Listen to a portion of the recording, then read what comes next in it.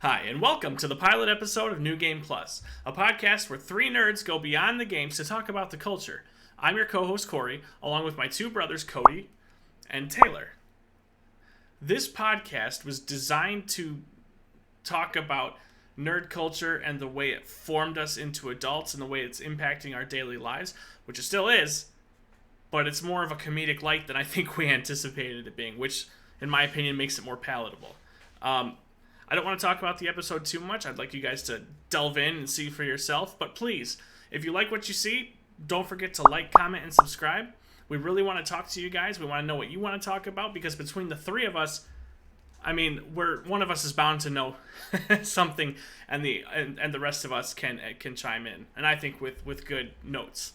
So please enjoy. But in reality, like, that's kind of how they view it. They're like, "Oh, good job." Like, You have children. Go do your job. And then you can open up your file and be like, well, look at my base. Look at the raids that I had to go through before my ship could get launched. Like, and they look at it and they're like, this is all like Latin. This is the dead language to me. Like, what are you talking about? But like, when you have a hobby or your lifestyle is more along the lines of, like, let's say gardening, you can go to someone and be like, look at my pretty flower that I've grown. Like, and you have like something that someone can understand. Oh, I see a flower with pretty colors. You made this. That's awesome. I like that. But like, that's because they understand it. I love the nerd community. It's because then you find that person where you say, like, look at my RimWorld base. I'm about to launch my ship, and then they go, is that 30 dead raiders, 10 dead mechanoids? Holy crap! How did you do that? Your funneling system, how you get everyone into this giant room with your turrets, and how all of your people are lined with marine armor? Great job! And then you're like, yeah, that is a great job, isn't it? Like, you get so excited, and then like nerd culture becomes like so real and so exciting.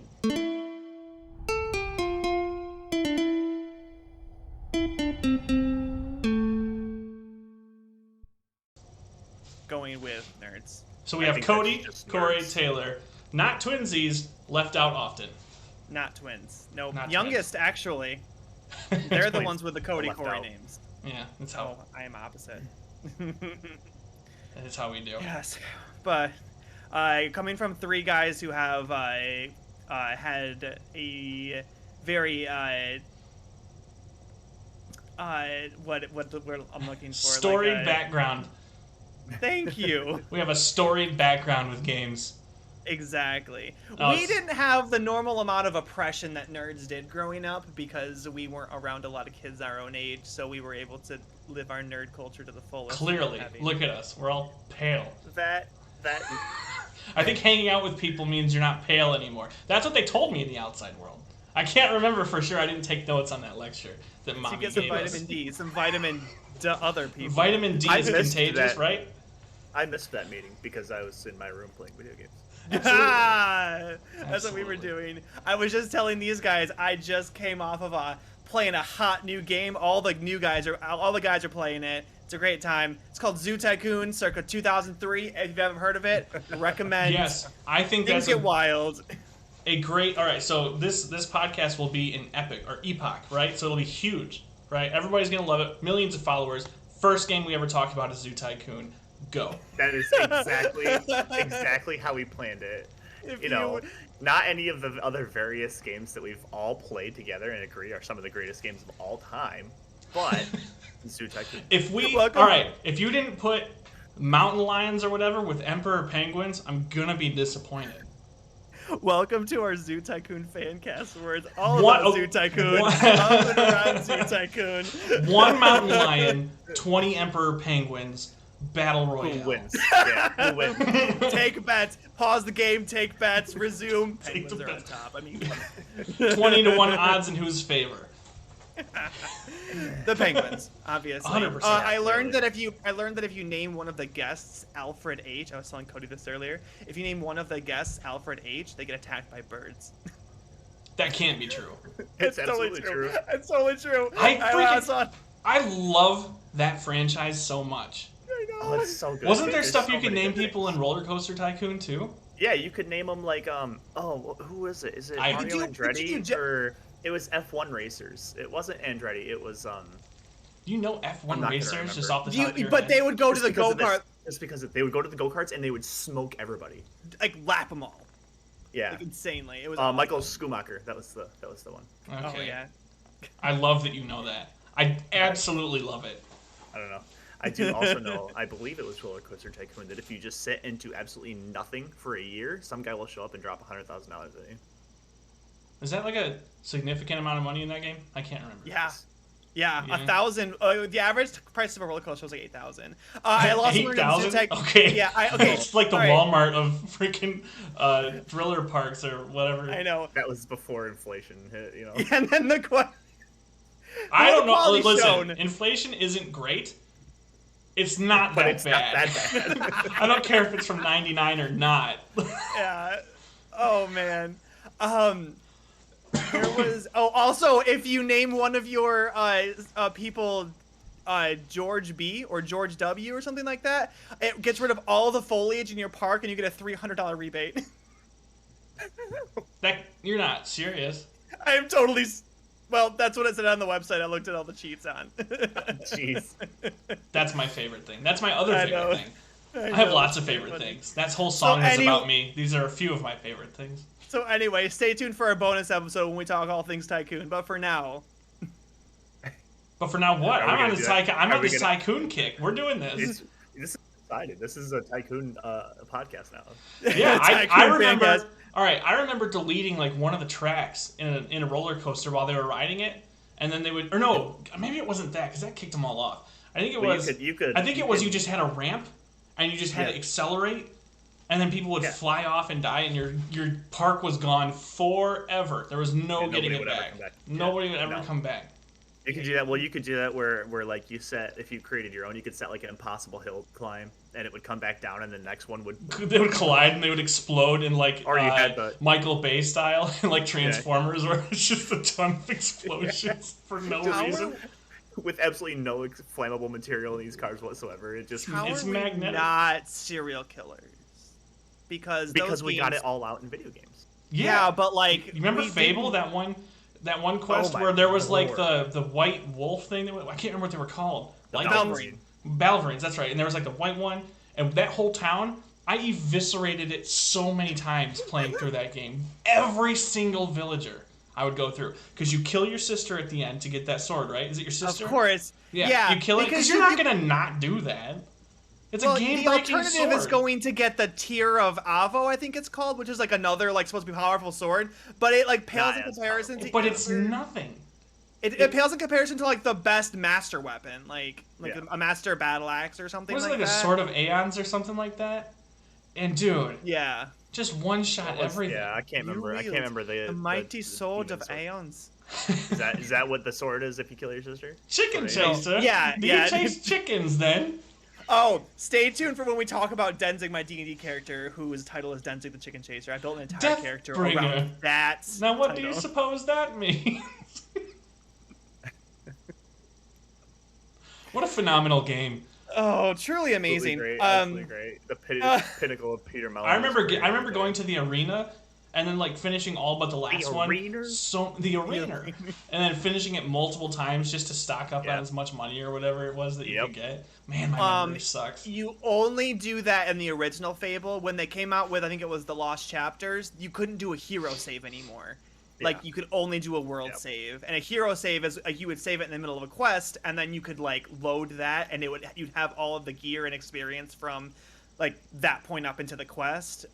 That's stupid. So in the arena, you were about to kill Whisper, but then you would save it and reload that's it. like the Right. that's like the Final Fantasy VI remake where they tried fixing the train when saving suplexes it.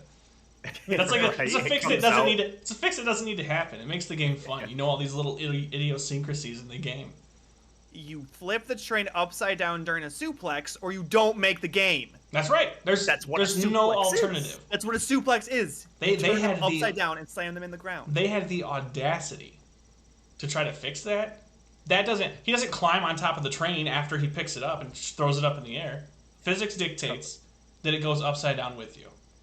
He didn't throw it in the air, climb on top of it, then pile drive it back to the ground. It didn't happen. Yeah, that's what it is. It's not. The move's not called pile driver. You don't come up and straight down with it. He comes up and flips upside down, brings it upside down. That's That is right. a suplex. I'm offended that you even use the term having to fix it. It wasn't broken. Yeah, that's what I'm saying. You don't fix something that's not broken. I use that at work all the time. I'm pretty sure. It gets me out of a lot of work. The reason that 99% of sequels are terrible is because they try to fix things broken. That's a very good point. Mm-hmm. So that's a very good point. Just because it's not broken doesn't mean people don't try to fix it. Yeah. Mm-hmm. So, again, a culture nerd podcast about nerds and going beyond the game, which we obviously have shown to you up until this point. Why introduce it when we could just start talking and people would just know? Just listen, understand, and appreciate. Don't question. Look what happened to Final Fantasy VI. They question. You don't question. God, the nerve of people. You just do. So more. I will attack you daily, by the way. I remember one of the things we wanted to address is how we got into gaming in general. Like what kind of made us want to be, I guess, just what put us into the nerd genre. But I was talking with Cody about this earlier today. We come from a long line of gamers. Like, yeah, we do. On so both sides of the family. I'm here for it. Lay it on me. So, being the oldest, obviously, I'm the one that remembers back the earliest. No, stop flexing. It's the only flex I can do. I told somebody at work that one of my very, very first early memories was playing Teenage Mutant Ninja Turtles, that underwater level that's like from hell if you're a kid. Oh, sure. And I remember... Like all underwater level games, or underwater levels in every game. Yes. Stay tuned for that episode. We'll talk about it. Anyway, continue. The Water Temple and Ocarina of Time. But Mom and Dad both played. Mom played Kid Icarus. And Dad played pretty much everything with us for a while there. And continues to. Yeah. He took a break when we got better than him. He needed to. he needed to reorient himself. Yeah. Just like mentally and psychologically, so that he didn't flip on people. Well, it sounds like Cody's kids are doing the same thing from what Cody was saying. Caden and Declan are beating him in games. They're not better than me at all. Oh, wait, what were you telling me then? You got to cut them a little slack every once in a while, but you also have to shove their ego down their throat and be like, how do you think you get better? Absolutely. You think I'm going to let you win? Are you out of your mind? Cody, I know you keep trying to talk. Just talk. What are you doing? You're letting us talk. Keep going. Well, no, I was saying that we were talking, and I asked Dad, because I know that Dad said that, obviously Grandma and Grandpa had an NES at their house, and I was like, I don't know if they really played, and Dad was like, oh yeah, Grandma didn't, but Grandpa would wait until Dad got home from work that night, and they would hop on their Atari 2600 that they have and play, what do you say, Chopper Command together? Yes. I think? Yeah. Chopper Command or whatever it's called. And then, obviously on Mom's side, like, Grandma played for how long? Oh, like, yeah. She would call and ask me to come over and help her to beat levels because she couldn't beat things. Yeah. And she just played, like, classic RPGs. I think the most complicated game she played was The Twisted Tales of Spike McFang. Oh, great game. Oh, phenomenal game. Phenomenal. Absolutely. I absolutely love the lightning hat. There's nothing better. Nothing better. Nothing better. Thunder hat? The soundtrack to that game is baller. Mm-hmm. I mean, if you don't get hyped up listening to that boss music, listen, then then your heartbeat isn't there. They don't make soundtracks like that anymore. I'm just saying. Jet Force Gemini, Spike McFang. Oh man, Journey has a great soundtrack. Shadow of the Colossus has a great soundtrack, and there's another one I was going to reference that came out recently. Cody, they come in threes. I know, like celebrity deaths. I was gonna say like jokes from comics. Don't they come in threes? But you decided to go morbid with it. Jokes in comics come in threes? That's a thing. I'll take your word for it. Yeah, isn't it like? Well, this there's is a nerd saying podcast, so that. you'd think that I would go with a comic joke. That's how you know this thing is gonna succeed. 1, 2, 3. Oh, we come in threes. We come in threes. So if it does take off, then we have Mom and Dad to thank. Let's hope one of us doesn't die. Well, Taylor, to be fair, you're the only one that doesn't start with a C, so it'll probably be you. True. Oh, well, that's sad to think about. Ruminate on that for a bit. Oh God! All right. Did you see him? Like in his eyes, his own mortality was just just faced him. He's looking at the computer screen. He's looking at the computer screen, and he just sees his own face start to just like wither away. I'm reevaluating. Like, this is what I will become. I'm reevaluating my legacy. There's a dog who she'll live probably another 2 years. Jeez. There's wow. No, I still look longer than that, but oh god, I don't have a legacy to give on. Oh, it's over, man. Oh god, what has this all been for? This has been New Game Plus. Yeah, we're here to help you question your own mortality. We're good for it. We're good for it. I don't know if I can speak for Corey in this sense, but I know a lot of my inspiration in terms of getting into gaming was Cody, because he was the one that kind of took the bull by its horns. Well, he took the reins and then kept them by playing one-player games and making us watch. Yes. It wasn't so much. It wasn't so much he drove it, as he piloted it, and then we sat in first class when we got to hold the second player in Mega Man and hold select or left or whatever it was for him to jump higher. B? Oh man. I'm so wrong. Let's reevaluate that comment, because once 2-player happened, you got that controller, Corey. Yeah, you're dang right I did. My life changed when we got the N64. I was gonna say I came by honest. All right, I'm second. I am in the middle. It was passed down to you. God, as the king passes the throne down, but then that oldest brother dies, and so it gets passed to the middle one. That's right. But as commonly happens. This commonly happens. But between Cody knowing Cody, what was your one friend you knew that lived closer to Rick? Yes. Yeah. Are we dropping names? Yeah, absolutely. Okay. If we need to, we can. Our producers can edit it in post. Oh, sure. But sure, we got to get that smash going over his mouth. Oh no! You'll never know what that means. Thanks. All right. Continue. We'll tell you what that means. Because he was the one that let you borrow Earthbound, which was a really big, right? True. It's true. Yeah, that one was a huge staple in our. Also, Final Fantasy back then for Super Nintendo, it was Final Fantasy 3. But most commonly known as 6. Yeah. I actually don't think it's commonly known as 6. Isn't it probably more so known as 3? Well, I mean, that's what, if you look at any of the remasters, or if you try to buy it off of Steam or the App Store or whatever, it's 6. Okay. You nerd. You would know that. Was Chrono Trigger also one of those games? No. Chrono Trigger we rented, I believe, from Blockbuster. In case you wanted to know how old we were. He did have it, but he never wanted to let that one go. That was why would he? It's a great game. Besides, he let us have Zombies Ate My Neighbors and that's true. And Earthbound. What else do we need? Yeah, it was him. Oh, that was true. That was true. Yeah, but Chrono Trigger ended up being like a huge I've written one-shot D&D campaigns based off of Chrono Trigger story arcs. My last one was of the Kingdom of Zeal and their relationship with the Grounded or whatever. Yeah, and so Lavos appears and levels everything.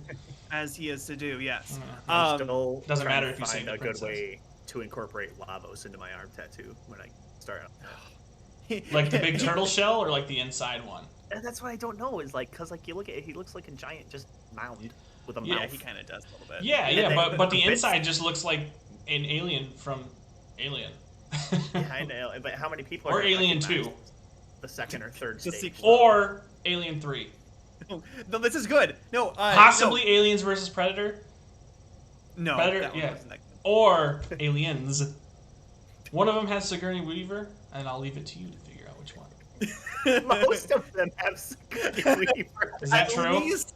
I think at least 80% of them have Sigourney Weaver. Not Alien versus Predator. Try all of them but AVP. Yeah, I'm pretty sure that that's such a good movie.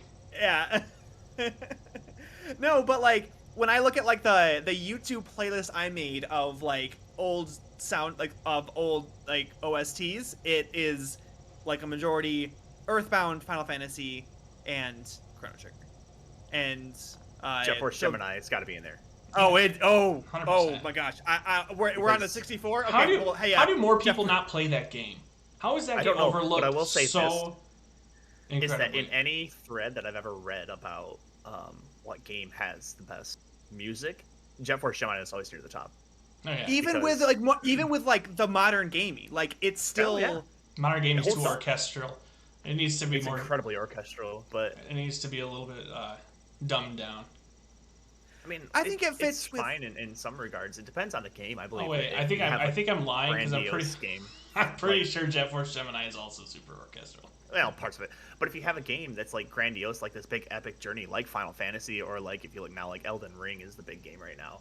it fits with a theme because it's this big grandiose world and you have big grandiose music to go with it, and it fits. But for a game like Earthbound, where it's way more lighthearted, and it's goofy, it doesn't take it sometimes. It's sometimes until they switch souls. Hold on, give it to Cody's got this. Most of it is like that chippy MIDI sound, that 16-bit music that we all know and love. Till you get, like you said, it's the point where I think it's like right before that when you're going into that the place where the first phase runner lands, and all you hear is like those echoing trumpets, and it's like really kind of unsettling. And then you you switch bodies and you go to the cave of the past, and it's just all just dark and just this oppressive, like. Isn't it like chaotic, or is that only when you're fighting Gygas? That's when you get into Gygas' lair. It gets like super chaotic, and I love every second of it. Yeah, I drink it in like a sponge under a faucet, dude. I love it. It's great. So and good. then you get to Gygas, and you're fighting him when he's in the Devil Machine, and it's like this like, again, it's like this weird MIDI. It's like not lighthearted, but it's not like creepy like its surroundings were. But then it all of a sudden just breaks out into like this metal riff, and it's just phenomenal. And then Pokey says, "Well, you've done it. I'm out of here, suckers." And then he becomes Porky. Like that. I'm pretty sure he says "neener neener" at one point. Oh yeah. Well, if you think about it, "neener neener" in Latin is "you shall not pass." No. So, man, I'm gonna need some sources. I'm gonna need some MLA cited sources. You know what? You have Google at your fingertips. I leave this on you. Prove me wrong. I'm currently working with one screen desktop. Neener translate. Your faces on it and a 10 almost dead phone. So I want to see what Google says. Neener is. Okay, Cody, help me out. Right before the gates of hell, or on the gates of hell. What? Ye who enter here. Yes, abandon. Thank you. Oh, from that's what. Yeah, Dante Alighieri, the Divine Comedy. Alighieri. Alighieri. Yeah. Because neener neener isn't a real word, it doesn't have a literal definition. Oh, that's because or literal translation. It's all been tribal knowledge passed down to me through generations. It's lost. It's lost in the Latin language. Yeah, it gets lost when you're 7 years old too, and you decide to start not being a child anymore. I'll let you know when I get there. It actually it's a little young to abandon neener neener. I'm not gonna lie. So like on the topic of Earthbound, which is a perfect example of this point I'm trying to make, where when we were kids, we focused more on what Cody described as like a lighthearted MIDI kind of like pixelated sound and like hilarious jokes of the Japanese made at the Americans' expense. The awesome stuff. Jokes on them. We loved it. Yeah, jokes on them. It was awesome. Retro New Age hippie is literally Taylor. Oh yeah, baby. Yeah. To be fair, that track has one of the smoothest bass lines you'll ever hear. For sure, and Taylor does randomly take out a ruler and start measuring things. So. It's true. I'm looking around. I know I have a ruler. I'm overcompensating. Yeah. But like so that's how we focused on it when we were kids. But then we got older, and then we realized that when Pooh goes up to the mountain to meditate, this deity is ripping his arms, his legs out, and digging out his eyes. But we just, for some reason, we were kids. We missed that. Like all we saw was the HP going down, and we're like, oh, he did a move on me. Dang, I guess I need to retaliate. But for some reason, this ghost, this balloon-looking ghost in front of us, coming out of a lamp or something like that. And then we start seeing fetuses in Gygas's image, in his background image in the final battle. Like, these are things that we found out when we were older, but when we were kids, we were super ignorant of, because we saw the numbers and the explosions and stuff, and we're like, oh my God. And it explains all of the anxieties and phobias that we have. Every so single then, one like, of them. Well, and that's kind of part of growing up with games, is you look back and you remember them for these cool fun things, you remember in Chrono Trigger the cool triple tech you could pull off. But you don't always remember the fact that the main character dies at one point, and you can finish the game without him. How does he die? Dies in Zeal. Is it? Yeah, he doesn't he throw himself in the mammoth machine or something like that? Yeah, I can't remember exactly. Chrono Trigger wasn't one of my most played games, but I just See, it remember was at one mine, point, but my memory sucks so bad. I know exactly what you're talking about, and I just remember can't at one remember. point, like Magus, all of a sudden is your main guy, and you actually have to go on a quest and get a specific item to bring Chrono back if you want to. Yeah, you have to climb the mountain in 2300 AD, 2300. Sure. There's like a mountain that you have to climb to get the stuff back. I remember. I just remember it was an obnoxious boss fight. Yeah, wasn't it like Chrono is yeah. nice to have in those situations. Yeah, wasn't it that big robot at the top of the mountain? That big robot-looking thing? Was that what I'm thinking of? I mean, that you just defined. You I just can't remember. described like a lot of Half the bosses in of Chrono the Trigger. bosses Yeah. in the game. And one of your Yeah. party members. Yeah. Oh yeah. Yeah. What was his Oh name? gosh. Bill. Robo. Bill. I don't know. That's just what the, Well, that's he just had what a the name serial comes to mind. number, but the game defaulted his name to Robo. Robo, Which yeah. I'm gonna be honest. How original much more Japanese stressed. people. You just omitted the T. I mean, let's not act like we're not gonna give you an award or anything for it. Or that So Chrono is the god of time, which is fun. Kronos is a I'm sorry. Titan in Greek mythology, not the god of time, but yeah. This is why you're here. Zeus is to top. make me look bad, and I appreciate it because I need to learn. Because the more you know, the better you are as a human being. what was I gonna say? Nobody knows. Nobody but you. I derailed it. Are you Even he happy? doesn't. You guys were just telling me the other day about how like Final Fantasy 3 had all these like really intense like that was my jam. Like Final Fantasy 3, I could have played that game forward and backwards with my eyes closed. Like it was. Oh, for sure. I loved that game. But there were like these when I was a kid. There was these huge scenes of really awful things happening that I just decided And to. you're playing a game, so you don't think of them as like these dark, terrible things. Like Cian's entire family getting killed. Like And he Cyan's watches- entire country getting killed. Yes. Well, Or at specifically the very because he least, the sees. castle. He sees his wife and kid board a train to the afterlife, and then later down the road, his buddy Sabin suplexes that train. Like it's Actually, I think that is. Oh no, that is after, isn't it? It is the ghost train, yeah. No, I know it's Right the on. ghost train, but I thought that they saw the people boarding after they were done with the ghost train. either way. I think Cian, you're right, yeah, because they fight the ghost train to not take them to the afterlife, to drop them off where they want to go instead. Either way, Cian has to How horrible is cope that? with. He's gonna ruin their afterlife so that they have a more convenient trip. He has to cope with the fact either way that Sabin just suplexed his train that his like dearly departed wife and kid were inside. So like that's like at least 3 days no contact that he has to do. Yeah, because that would he's be got to wild. go. He's got to go on a walkabout to collect himself. Yeah, no, I get it. Yeah, I remember Yes. that, yeah. Yeah, he 3 has days to- tops. he I mean, has it to- could be 2. Yeah. Or it's So like, then- well, even before that, you know, that seeing something like that makes you see that, like, earlier on when you first find Sabin, that he just ran away because he didn't want the responsibility of being king. You know, they flipped the coin. Edgar was the one who became king. And Sabin just ran because he didn't want the responsibility. And then, you know, you're like, oh, you feel bad for him because, you know, their dad died. It was a tragic situation, whatever. And then he meets Whatever. Cian. And you gotta wonder, like, Sabin's thinking, like, oh man, my problems are trivial next to this guy. And then they meet Gao, and nobody knows anything anymore. Oh, Gao had his family. His family died, right? Gao is, well, kind of. Gao, that was kind of tragic because you meet a guy who is Tarzan. probably definitely his father, Whose father? but the guy who is Gao's, but the guy Huh. who is probably definitely his father is insane. Doesn't recognize him. Why don't and I treats him remember like this? a monster. No, it's a lonely guy who lives like the guy that sells you away. meat? No. No, he lives in a house by himself. But he's like in a house by himself, and he's like kind of crazy. And in his books, I think it's in his diary or something like that, or maybe he tells you that like there was this monster in his house that he threw out to the veldt before. Yeah. And it was heavily implied that it was Gao. I don't Yeah. think it was ever confirmed though. It was maybe definitely his dad. I just remember a scene where Papa, Gao. what have like, you done, if Papa? You can take like because when you get access to that hut, like you have the airship and you have like a bunch of like different members that you can take in there. And if you go in there, you just like read all this stuff and you're like, oh, this might be Gao. If you take Gao with you, he like goes into the house and like cries.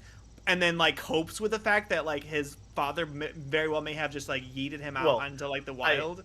I might be remembering this wrong, but I'm pretty sure that there's a cutscene where like they actually like try to train Gao to be like civilized and put him in a suit and everything and take him in to meet this guy. It's one of the funniest things you'll ever see.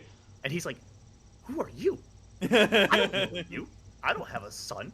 You know, that kind of thing. And then Gao's like, "All right, whatever." Absolutely. Gao's sitting there weeping, and I'm just like, "This is stupid. What a baby. I'm not crying. You're crying. Get out of here." But there's so many moments like that. There's so many moments like that in this game that we grew up as a kid. You know, because on top of what we've already talked about, you have Celeste. If you don't save Sid, throw herself off a cliff trying to kill herself. You have Locke, who has preserved his dead love's body in the hopes of resurrecting her someday, does so, and then it doesn't work, so she dies again. You know, you have Setzer crashing his airship, and then he has to go resurrect the one that he buried to honor his partner's death. You know, it's a completely different way of coping with a death, but it's still hard for him. I get all of it, man. I understand. Sarah, who had to cope with the fact that she was brainwashed to work for the Empire, or whatever I can't remember, the Imperials, whatever they were. The Imperials that broke into where she lived, tried to kill all of her people. I'm pretty sure succeeded in killing her mother and father. So kidnapped her, brainwashed her, and then she found out that she had killed a bunch of people, and then she got away, got her memory back, realized like, oh god. Yeah, because her mom was an Esper and her dad was a human, I think, or the other way around. No way around. Okay, yeah. Oh, suck it, Taylor. Yeah. Oh, sorry. See, I'm not contributing at all. You can't compete with a guy whose main thing in life is useless knowledge. Yeah. So. Yeah. Talk about putting a sponge under a faucet. Cody has a sponge at the ready at all times to absorb all the stupid things in the world. All the stupid things, man. Including like the hot sauce he spilled on the counter. He's like, I need that knowledge, so he sponges it up. It's just like it's like the equivalent of he's like, oh yeah, the Earth is 96 million miles away from the sun. To be fair, if it's Frank's red hot sauce, I'm sponging it up with my tongue. He opens up his mouth like a Sarlacc pit and just onto the counter and just. Or like those big purple worms in Zombies Ate My Neighbors. Or in D&D. Yeah. Overall. So like obviously we have moments that kind of stand out to us as kids growing up, and a lot of nostalgia goes into how we view these games. So just out of curiosity, do you guys have like a specific moment that stands out? The Final Fantasy VI, if I may. That was your jam. I remember you playing that all the time. All the time. The blackjack tearing in half after Kefka gets a hold of the statues and moves them, causing the imbalance in the world. That was like an oddly traumatizing moment because you spend a lot of time gathering these companions, learning a lot about them, and even as a kid, like you get an emotional connection to them. Like for me, Setzer was my dude. I was always a big Setzer fan. And then I saw the blackjack get ripped apart, and all of these people just went flying all over the place. And like in my head, as like an 8-year-old, I'm still thinking to myself like, well, they're up in the air. There's no chance any of them are gonna survive. And then to this day, like the feeling I had seeing that is weirdly off-putting, because you know when you're developing, you have all these traumatic things happen to you, and they don't just go away. You know, I still sometimes think about the dream I had reoccurring when I was a kid, where I was standing by our back sliding door that goes out to like the pool area, and it was dark, and a bat clung to the screen and started like screeching really loud, but I couldn't move. All I could do was scream, and Mom was budging on the table, and she wouldn't help me. That's rude. Yeah, because if she sees a bat, she does the same thing. Yeah. Which freezes and screams. Curl up in a fetal position under the dining room table. Oh yeah, for sure. Oh Jesus. Oh Jesus. Oh Jesus. Oh Jesus. It's a very accurate rendition of Mom. How many times did we run around with like the pool net and towels, just trying to like capture that one time a bat without killing it? Cody, was it you or Dad who had that really solid hit on a bat with a broom that landed on ended up landing on Corey? Or that was Dad. Oh, you did? Somebody smacked it, landed on my shoulder, and I was just like, "This is it, guys. This is all I'll ever know." That was man, that was the face. How do you go with that? It's over for me. It's over. My mind has gone insane, and I'll relive this moment forever in a padded room while they sedate me. creature that's like 5% your size, like doing that. It's like with spiders. Like, and Dad's just sitting there. He's just sitting there rolling. Dad's just rolling because he's like, this is the funniest thing he's ever seen. Me freaking terrified with a bat on my chest, just like. Dad's like, I'd help you, but I can't. He would not only would he like laugh at situations in which we hurt ourselves or we're scared or we're exhibiting like a lot of emotion, but he would also sometimes initiate them. Because one time I fell off my bike and scuffed my knee, and Dad got the hydrogen peroxide out to put on it, and he looked at the bottle and went like this and goes, "Huh? It says may sting like bee," and I broke down. I just I love Dad so poor much. child Taylor just fell apart. The walls came down. The floodgates were opened. I was a nightmare, and Mom was so mad at Dad. And it was right now it's funny, but and Dad was just giggling the whole time. He was like I was. Listen funny. though, as a dad now, I get it. And Taylor, this is why one day you should have at least one child, because you get to push these old horrible things from your childhood onto your new kids, and you know while you're doing it that they're gonna remember this, and they're gonna have a conversation about it to the public on a podcast one day. They're gonna make a podcast about it. Yeah, they're gonna be like, this one time, my dad, I scraped my knee playing on my skateboard, which is something that happened to Haley, and she came in and she's like, we don't have to use the brown bottle, do we? I was like, oh yeah, we do. But now it comes in like a spray bottle, so I'm like, I get to aim it. Should I turn it to stream or should I keep it at mist? Which one would be more effective? Right, stream would go right into her blood, her veins and everything. I'm like, that'll cleanse her heart. God. She's got maybe it's blocked arteries. No, not on my watch. Stream that peroxide right into her bloodstream. I'm angry at you. And then the leftover triggers, it's leftover from what Dad did to you, that has to stink more. It has to have more mold on it. And then the kids just have to put it in their Tupperware and put it in their life fridge. Screw you, man. I'm here for it. I told him They're not though. Oh yes, they are. They have to be. Your poor children. Yes, Taylor. My children are mistreated. You're right. I was making cookies with Cody's kids today, and it was a beautiful, pure experience. Where every once in a while, I'd have to tell Declan, no, stop eating the sugar. You'll get enough when you have a cookie. But it was so wonderful and pure. So as a dad, if your kid scrapes their knee, are you gonna sit there and cry along with them while you have to pour hydrogen peroxide on it because otherwise it's gonna get infected and you're gonna have to deal with all this other crap? You could just say this is gonna hurt. It's gonna hurt, but it's gonna make you feel better later. All the dad lines. This is gonna hurt you a lot more than it hurts me. Or wait, nope. Oh no, other way around. Wait, that's how I talk to my children, not how Dad talks to us. Okay. Do you guys find you're passing on a lot of your video game nerd culture down to your kids as well? 100%. Oh, that's.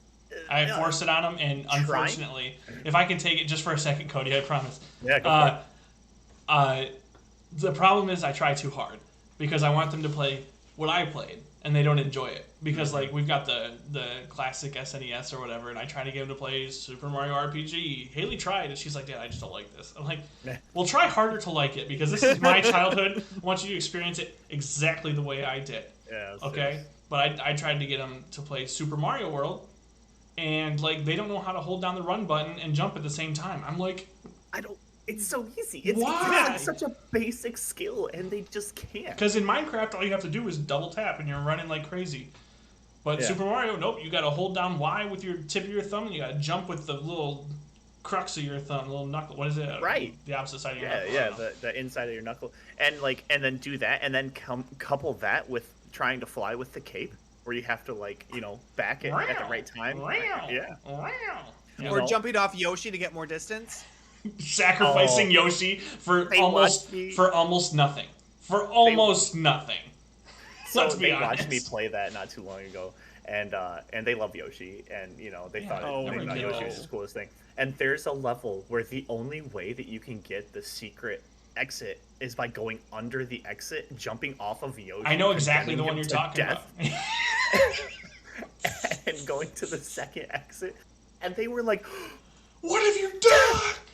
Dad, why'd you do that?" They're gonna have it's the only way. They're gonna have dreams where they're standing by your sliding glass door and it's dark outside, and Yoshi attaches himself to the screen door and starts to screech. And then Cody kicks him into the pool and puts on the solar cover. Oh my god. Yeah, because that was something we definitely had nightmares about as kids. It was a general fear of mine, but I never nightmared about it. Well, y'all know my fear, so I definitely nightmared about it. Me falling out of the winter cover, and you jumping, or me just falling in the pool, you jumping. No, Cody means getting in the pool and then having a raft put on top of him, and then somebody jumping on the raft. That's what he means. A raft, or the big styrofoam square thing, or or just a person in general. Yeah. Yeah. Or and then you go to bed at night and you dream about the parents putting the winter cover on you while you're in the pool. I don't know how you don't see that coming as a kid. Push it down. I know. Really though, if that happens, it's kind of on you. Like you have plenty of time to see that happening and then get out of the pool. It's not a fast process putting the winter cover on. It's not. It's really not. But it was one of those how you can never run fast enough in your dream to get away from the T-Rex that's chasing you? Yeah, that was one of those things where it's like I kept swimming and I couldn't. I don't have that dream because I'm a winner. I don't have that dream because I don't have dreams, but Corey being chased is a pretty common dream. Corey doesn't dream because he's made his dreams come true. 100%. He has no need to dream. No cap. That's for real. Stop. You should see no. I have a beard. I can say no cap if I want. I can say whatever I want. You have to accept it. Okay, that makes more sense. Taylor's being cap right now. Oh God. I don't think that word means what you think it means. I think you're right. I think I'm not hip to the lingo of these kids nowadays, the youngsters. Hey, fellow children. So what is it Steve Buscemi says? Yeah, Steve yeah. Buscemi? Hello, fellow kids. That's what it is. Hello, fellow kids. Oh, God. Does he have a skateboard and a backward cap? He's got so many things. He's got like drip around his neck. He's got like. What is that even from? I think it's from 30. I think it's from 30 Rock. I think it's from 30 Rock because he is Alec Baldwin's private investigator, and he has him do all these little things. Thank God I watched that show and I could make that reference. I really hope it's the right one. I just see the meme all the time. I never watched it. Hello, fellow kids. But by the way, that's the new intro. By the way, hello, fellow kids. Hello, fellow kids. So talking about trying to get your kids into do you get your kids into games and stuff like that? Like you try, but gaming nowadays is so much different than it was back then. Because back then you went and you looked at the case and you said, oh, this game looks cool. Let's buy this one and try it out. Or you go to Blockbuster or Family Video or whatever it is you had around you, and you're like, okay, we can try this game. We can try this game. You couldn't get on YouTube and watch footage of a game. Be like, oh, this looks like fun. Let's play this. Or you couldn't watch reviews. Like maybe you got a Nintendo Power magazine and you looked through and you were like, oh yeah, look at that. There's the Chrysalis walkthrough. The dungeon walkthrough for Chrysalis. Oh my God. Oh God, be still my beating heart. No, please don't. I don't want to watch you fall over and die. Stop. Anyway. But not only that, I'm not letting that stuff go. Games back then were actually designed, especially early NES games, they were actually designed to be quarter eaters for arcades. Like they were designed to be difficult, so people would keep putting quarters into a machine and playing it. So that's why you got games like, I don't know if you guys have ever played Ghouls and Goblins. It's on the SNES Classic. If you ever want to try it, it's incredibly difficult. And it was literally designed to putting quarters in to get. And then when you get to the end, the payoff, the win, when you win, is hey, you get to do it again. And for New Game Plus style, wink, wink, wink. Eyebrow raise. So the way that they were designed, back then was to keep people playing. Well, when you get them in a case, and you bring them to your house. And you're sitting there and you play with they're difficult. They're so difficult. Mm-hmm. Ninja Gaiden, anybody? Bro, don't get me started. Contra, anybody? Contra? Dude, okay. Ninja Gaiden I can see as you grind for 6 months without sleeping or eating, and eventually maybe you can beat it. Contra? Cool. Impossible without cheats of some kind. Impossible. Okay, so speaking as someone who has beaten both, Ninja Gaiden was harder. I think so. Okay. Contra to me, maybe it was just the view as a kid, because platformers like Ninja Gaiden, and I know that Contra was half the time when you were on a side scroller level, but there's also the top down levels or whatever for the bosses and stuff. I found that substantially more difficult than running left and right. And I think it's why Cuphead is so easy for me now. Because as a child, I trained for Cuphead. That's what it is people like us appreciate Cuphead because it's a callback to games like Contra, to games like Metal Slug, to games like that where you know we had to hammer over. What a great game! What a great game! You let your finger off the trigger. You let your finger off the trigger for a second. You die. You don't have that option. And you don't save the homeless jungle guy. Yeah. Unless you really need the heavy machine gun. That's right. Heavy machine gun. Let's pause for 1 second. Yeah, buddy.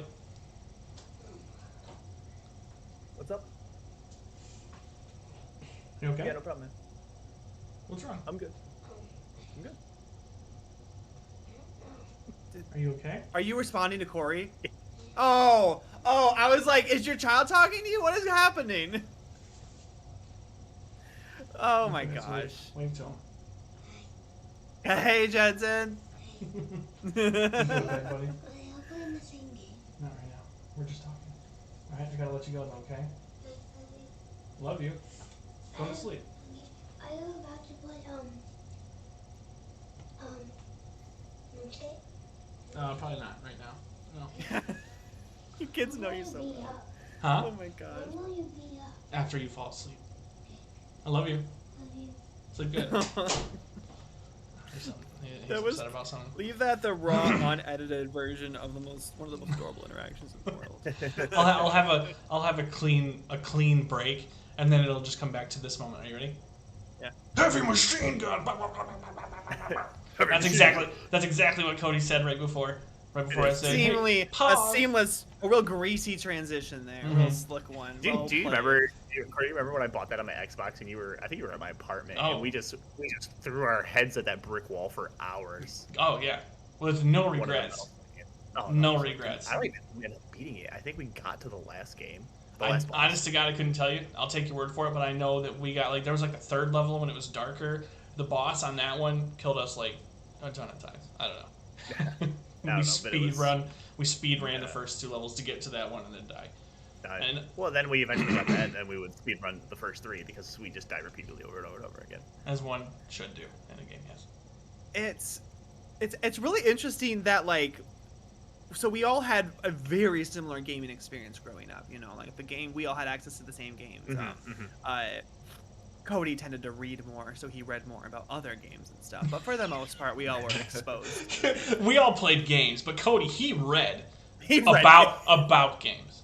When he wasn't playing. This is interesting because this could segue into so many different subjects, but I love the fact that earlier you guys said that I was the one hogging the controller all the time, and now you're saying that I was the one reading and not playing. No. Well, because we weren't allowed to play games at night. That's true. If I may offer the rest of my statement. No.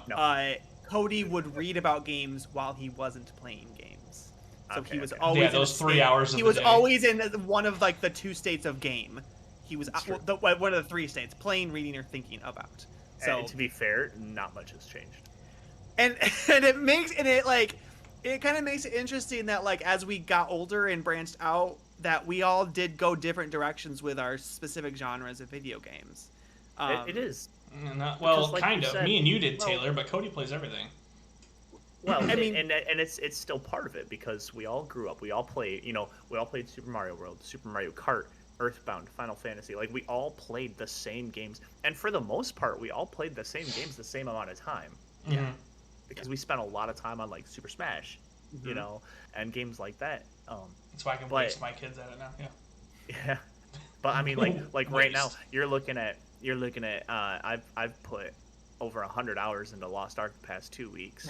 Taylor's playing Zoo Tycoon, and Corey is I don't know, being a family man or something. Oh, Corey is perpetually at any given time. At any given time, Corey's on RuneScape. Yeah, Corey could throw a stone and hit RuneScape right now. That's how his life is. Yeah, I don't have it up right now, but I was watching Criminal Minds with Allie earlier. I was playing RuneScape. You were playing RuneScape. I was what was I doing? I was like cleaning the bath. No, I wasn't cleaning anything. What am I talking about? I don't clean. I do Clearly. only when my wife says, "Corey, you really have to help around the house. I'm drowning over here." But anyway, I think it was when we were actually eating dinner later. Then we were watching AFV with the kids. And I was playing RuneScape, and then it was like just throughout the day, bro. How am I supposed to get these 120s, man? Like, what, That's you think true. they just fall out of the sky? I don't think so. The true grinders are the ones who get the 120s. The only game I've ever ground meat. Grinded. Chuck. Truly grinded on. I've truly grinded onto that game. Nice. Which is weird because, like, that's definitely not the direction I would have ever thought that you would take, like, your gaming interests. That was me! Because we played RuneScape, but we were like, okay, it's fun for an hour, and then we're gonna go play something else, you know? Then you guys went and pwned some noobs in the wildy. Like, that was just kind of your... I miss pwning noobs with my 16 new accounts that I used to make. Oh, yeah. Yeah, you had your attack period, your strength period, your defense period, your mage period. Well, it was always for me. It was always mage period. It was always mage period. Then once you killed a bunch of people, you would get too high level, and then you couldn't do it as efficiently anymore. And then I had to start trying, and then so it was like, no, I'm not gonna do that. I'm just gonna start a new character and not get any loot from this. That was the thing. Like, I didn't do it for loot because if I did, I would have tried harder. It was just like I want to ruin somebody's day. That's how vindictive I was back in the day. And you know what? You grew out of that. Well, there are people out there nowadays that have not. And yeah, no, I know. Ruin games for everyone else. I killed lava strike worms recently. I know. I died. Well, so, like, and that's weird because I was the person who would play Final Fantasy VI, and I would get every character to learn the spells of every Esper I had. Mm-hmm. I would go to the island that had the dinosaurs. I am a completionist, and I think that's one of the interesting, and I think that's kind of like when they, like, I'm not sure how, but in a way I feel like just character and personality comes into it, because I would 100p games a lot. Like, I would play games into the ground, and like grinding was my jam. Like Final Fantasy, I would grind like crazy. Speaking on that, I promise I'll let you get back to it. Speaking on that, I spent about 16 hours trying to 100% Mario before I realized that the 100% is beating Bowser, and it can only be 99. So never get the true satisfaction. So I went around that map, sprinted around that map 40 times before I was like, what is going on? And then I just kind of stumbled on it through the back of my head. I was like, well, I guess I'll just go kill Bowser. Kill Bowser! Like, that's how it's done! Oh my god! Corey collapses into a lifeless heap on the ground, just starts twitching. For about like, for another 16 hours to rest for those other... It's Bowser. Bowser. Which I think is what led me into playing, like, sandbox games. Where the idea, like sandbox crafting, like Tycoon-esque games, where the idea is to spend a lot of time doing one thing to achieve. Does that make sense? Am I making sense? City skylines. City skylines, you know, Rimworld. like Rimworld. Oh. One of the greatest games of all time. Oh my god, I love that game. I love Rimworld. It's a fun game. If you it took me way too long to figure out electricity, but yeah, it's a fun game. Oh my gosh. That's okay. There's probably a mod for it. It's Can you make this idiot proof? Like, top two games, like I think that this would be a good exercise for us to say what our top two games on Steam or just like in any platform is that we play that have the most hours in. So for me, it's a Rimworld and Stardew Valley. So I feel like those games have a lot of similarities in terms of their goals and whatnot. All right, Cody. Okay, I'm not going to count RuneScape in this because a vast majority of my time in RuneScape has been AFK. That's my top one in Steam. But right after that, the top two that I have are Apex and PUBG. PUBG still? Yeah, wow. Dude, no, you have no idea. Dude, okay, but can you grinded so hard on that game that I got to, he and I were in the top 50 for duos in North America. That's insane. That's crazy. We played against like a lot of popular streamers and got wrecked by them because we weren't. But at least you got to match up with them. To that level, but we were not good enough to compete. You were number 50. Yeah, we were. It's like the constant cycle of Apex Predators. Yeah. And after that, I stopped playing shooters for a while and got really bad at shooters. I never got back up to that level of skill in that game or any shooter after that. I'm really sorry, really quick. I think this would be a funny story. So Cody introduced me to Rimworld, and it was right near the end of finals when me and my roommates I found Cody showed me RimWorld, and I was like, hey roommates, look, RimWorld, it's great. That game almost broke up my buddy and his girlfriend because we played it for 12 hours a day, where we would do and you think like, oh, they probably did like food and bathroom breaks. We did bathroom breaks. We forgot to eat. We were that game consumed us. Yeah, that's. I've been there, but I've only been there with work. I don't think I've ever forgotten to eat whilst playing a game. Working, well, I'll look at my clock and it's like, oh, it's 2 o'clock. I should probably nourish. And then my friend Mariah, my friend Nian was the one in question, and my friend Mariah, who was his girlfriend now wife, goes up to him and goes, "Stop playing the game, or we're gonna have to have a serious talk." And then I remembered he saved the game, and he gets he put it down. Yeah. If I wasn't single, I would have been having a very similar conversation. At least he's man enough to put it down. You got to be able to admit your flaws. That's a good one. And that's actually a super nice segue into Corey not being able to say his top 2 games. Real quick, do it, Corey. All right, I'll just do it. I'll just do it. I don't know explanation necessary. Yeah, RuneScape. And when I say by a wide margin, it's bad. But and then Apex, just because it's boys' time with a Z. But so her having to have a discussion about gamers is kind of indicative of how non-gamers. I know she does, but she's not like a gamer. Right. It's not a lifestyle. That's kind of how hobby for her. Kind of how gaming is viewed by people who don't. It's a waste of time. You're just being a child, whatever, blah blah blah blah. So, and actually, I mean, I don't know how long we were going to talk about this kind of stuff. It's 9:30. We didn't start the podcast until like okay. 10 after That's mark. no problem. I'm so sorry.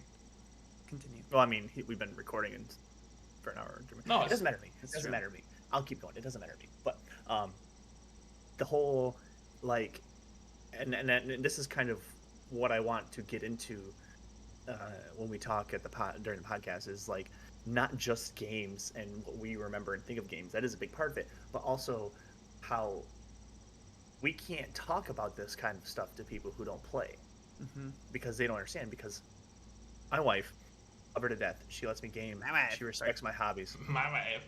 But I can't go and tell her about how at 2:30 in the morning I beat Mass Effect 3 and dropped my controller out of just complete shock because of how utterly disappointing the ending of that game was.